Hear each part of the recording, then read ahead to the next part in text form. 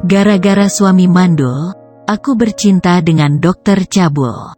Sebelum lanjut, yuk kita klik subscribe dan bunyikan lonceng, agar kalian terus mendapatkan cerita terbaru dari channel ini. Aku dan Mas Rudi berpacaran sudah 6 tahun. Waktu yang tidak sebentar. Sejak kami bekerja di sebuah restoran yang ada di kota kami tinggal. Sebenarnya, kami ingin segera meresmikan hubungan ke jenjang pernikahan.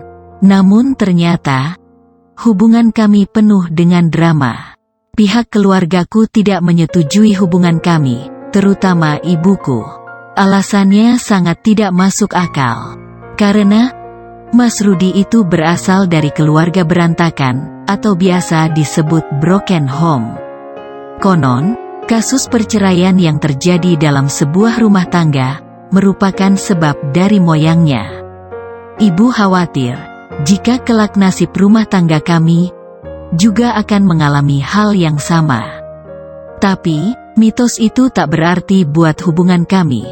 Meski harus selalu berbohong pada ibu, kalau kami sudah putus, nyatanya kami jalan terus di luar rumah.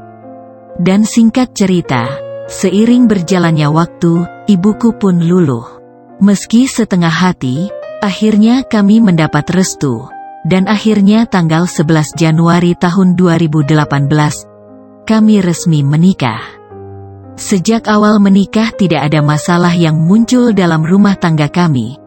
Malah kami nampak selalu harmonis dan baik-baik saja. Sebulan sejak menikah, aku resign dari kerja, itu pun permintaan Mas Rudi. Menurutnya, nggak enak suami istri kerja di tempat yang sama. Terlebih restoran di mana kami bekerja, masih relatif kecil, dan kadang mengalami sepi order. Sebenarnya, aku agak keberatan. Namun di sini, aku ingin memposisikan diri sebagai istri yang patuh pada suami, sekalipun berat aku turuti. Ya, status memang menyalahkan sebuah prinsip yang bertahun-tahun aku kunci dalam privasi, untuk menjadi wanita produktif, yang tidak mau menggantungkan hidup sama orang lain, sekalipun sama suami. Titik masalah baru muncul 3 bulan kemudian, di mana Mas Rudi belum melihat perubahan dari diriku, tidak ada tanda-tanda kalau aku hamil. Dan setelah aku datang ke klinik, bidan pun mengatakan aku negatif, dan aku memang masih normal-normal saja dengan tanggal datang bulan. Dari situ aku mulai melihat sikap beda dari Mas Rudi, menjadi orang sensitif. Setiap masalah kecil akan menjadi besar, dan berujung tentang penghinaan. Aku dibilang wanita gabuk, mandul, dan lain-lain. Waktu itu, aku memang kaget. Aku kira 5 tahun, waktu yang sudah cukup untuk mengenal pribadi Mas Rudi secara keseluruhan, ternyata salah. Rupanya aku baru melihat watak jeleknya. Temperamental. Mungkin, selama ini dia terlalu pandai menyimpannya. Atau selama ini, aku yang dibodohin sama cinta, hingga tak bisa melihat watak aslinya itu. Tapi ya sudahlah, memang butuh waktu lama, untuk menyatukan dua kepribadian baru, untuk bisa seiring dan sejalan tanpa harus ada yang menyakiti. Dan sebenarnya, aku masih berusaha bersabar, masih bisa menempatkan posisi sebagai istri yang baik untuk suami. Namun tambah kesini, Mas Rudi semakin menjadi, bahkan tak ada hari tanpa ribut, dan setiap hari aku tersakiti. Menghadapi keadaan seperti itu, seketika teringat ibuku, dan teringat juga mitos itu, tapi sejauh mungkin, aku buang pikiran-pikiran jelek itu. Sampai akhirnya, aku merasa tak kuat dengan keadaan tersebut. Aku beranikan diri, untuk menantang Mas Rudi, datang ke dokter. Ingin mencari bukti, siapa sebenarnya yang mandul. Mas Rudi pun menyanggupinya, dan hari itu juga, kami datang ke dokter kandungan, yang ada di kota Surabaya, dan alhasil, aku merasa berada di atas angin. Menurut dokter, meski tidak memvonis mandul, tapi, dengan bahasa halusnya, mengatakan kalau Mas Rudi mengalami sperma encer karena kurang istirahat dan aktivitas berlebih. Kulihat raut wajah Mas Rudi seperti orang yang putus asa. Tak lama kemudian, dokter tersebut menawarkan pengobatan alternatif yang ia jalankan di kediamannya. Seraya memberikan nomor telepon jika berminat. Sesampainya di rumah, aku pun menyemangatinya, meyakinkan bahwa suatu saat kami akan bisa punya anak, terlebih usia kami masih relatif muda, yang masih punya banyak waktu.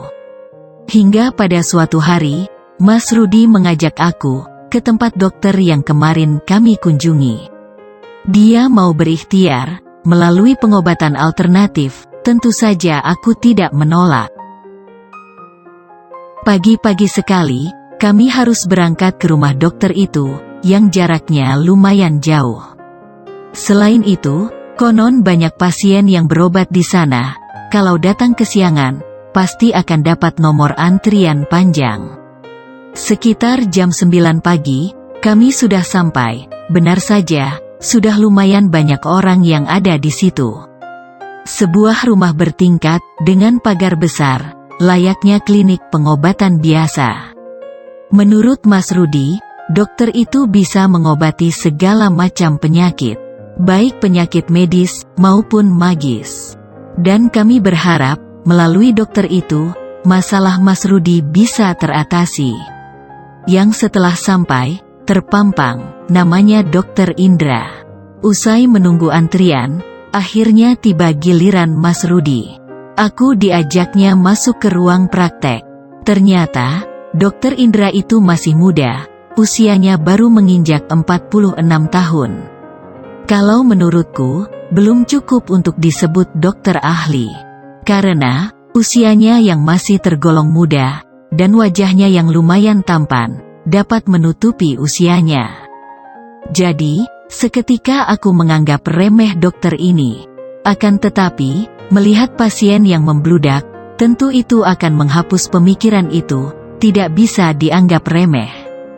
Karena Dr. Indra sudah mengetahui masalah kami, ia lalu masuk ke dalam ruang apoteker, kemudian hanya sebentar keluar lagi, dengan membawa sebuah botol kecil, seukuran jempol, yang berwarna hitam kecoklatan. Dia menyuruh Mas Rudi untuk dicampurkan ke botol mineral dan diminum 3 kali dalam sehari hingga habis. Selain itu, 2 minggu lagi, Mas Rudi disuruh kontrol sekali lagi. Singkat cerita, saat kontrol kedua aku tidak ikut, karena aku sedang tak enak badan. Dan, sepulang dari klinik Dr. Indra itu, seperti kemarin, Mas Rudi membawa jamu dan tak lupa mengikuti anjuran dokter itu. Meminum jamu itu 3 kali sehari, sampai habis. 2 bulan sudah terlewati, dan usaha itu seperti memberikan harapan kosong. Aku tetap saja mengalami menstruasi. Sebenarnya bagiku, tidak masalah. Toh, kalau akhirnya kami benar-benar tidak bisa punya anak, masih ada jalan alternatif lain, misalnya mengangkat anak.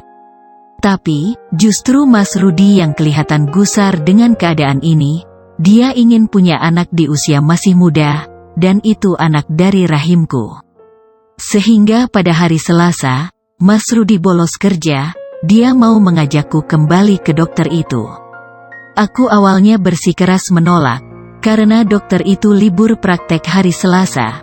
Tapi lagi-lagi Mas Rudi membuat alasan, yang membuat aku tidak bisa menolak lagi, apalagi, kalau bukan untuk mempunyai anak secepatnya.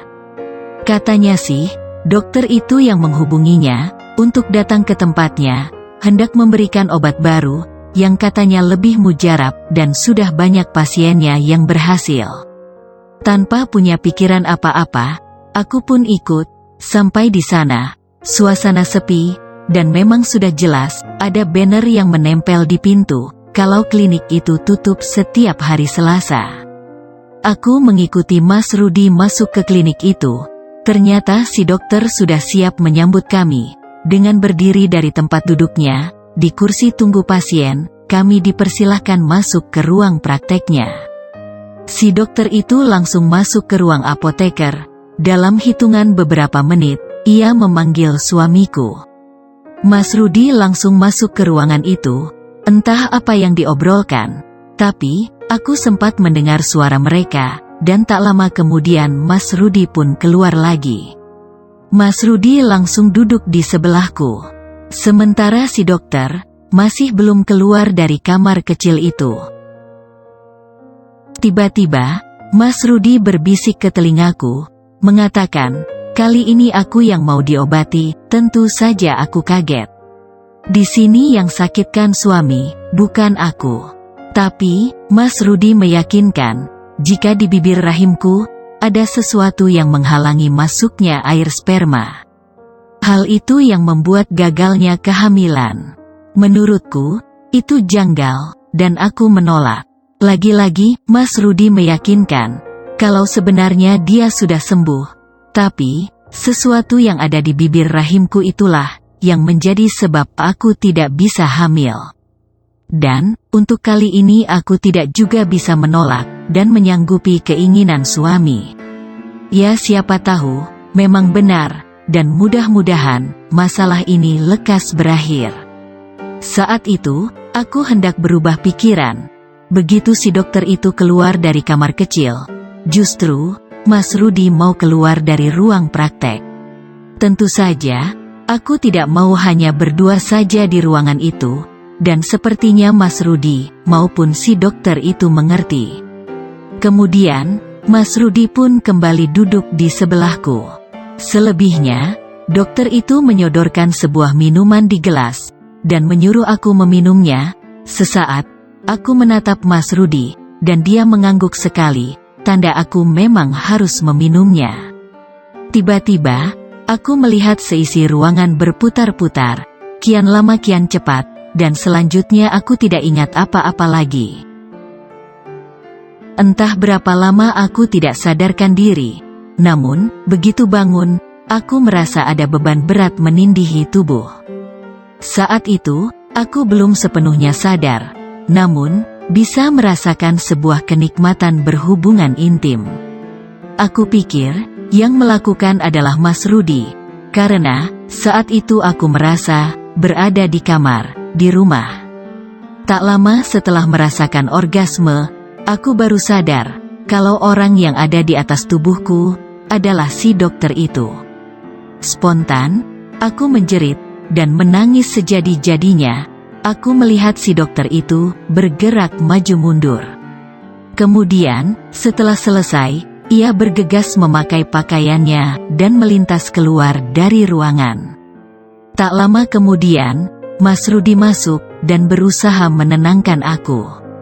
Sejak saat itulah, aku merasa jijik jika melihat Mas Rudi, bahkan, aku selalu menolak kalau dia mengajak bercinta. Itu terjadi sampai berminggu-minggu lamanya, dan hal yang tak terduga terjadi, aku dinyatakan hamil. Memang hatiku sakit, karena benih yang aku kandung bukan benih dari Mas Rudi, tapi dari dokter itu. Namun aku juga harus sadar, benih yang ada di dalam rahimku juga darah dagingku. Sampai kandunganku berusia 9 bulan, dan beberapa hari kemudian, aku melahirkan seorang anak laki-laki yang sangat tampan. Mirip ayahnya.